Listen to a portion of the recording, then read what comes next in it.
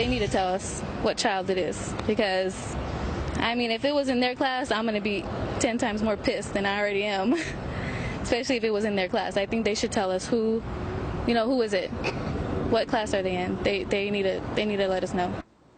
Ebola now on our shores, and parents frantic that their kids might have been exposed. And the White House not even considering a travel ban.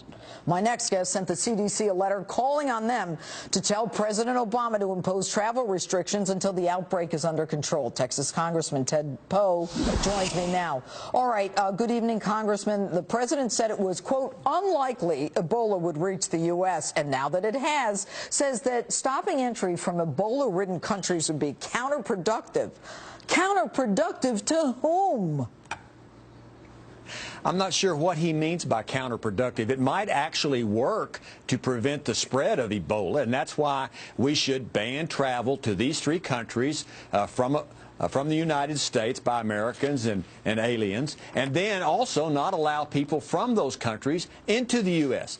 The law is already there. Let's just use the law that we have to prevent more of the outbreak of Ebola. And I don't see it as counterproductive. I think it's actually productive to do this. And, of course, the law that you referred to is 42 U.S.C. Section 265, which says that when the Surgeon General determines that any communicable disease in a foreign country, there's a danger of introduction of such disease into the United States, and it's in the interest of the public health, the Surgeon General shall have the power to prohibit in whole or part the introduction of persons or properties from the countries identified. So the law is already there, and our president will not tell the Surgeon General or vice versa that we've got to stop their entry into this country. What can you in Congress do about this?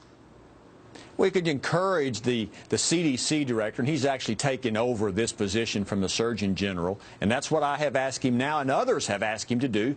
Tell the president that this is a national health crisis and impose the law that's already in place to ban travel back and forth to these parts of the world, the United States and West Africa. Okay. And the president doesn't seem to see that this is a serious situation. Right, well, clearly, but talking about Tom Frieden, the CDC, take a listen to this. Sealing them off, first off, won't work.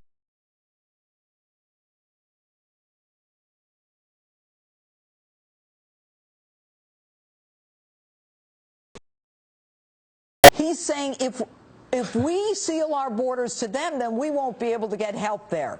Is he kidding? Isn't the issue... I don't understand him either. Well, yeah, so he took over for the Surgeon General. Maybe he would be better off, you know, with Tom Jones from down the street handling this.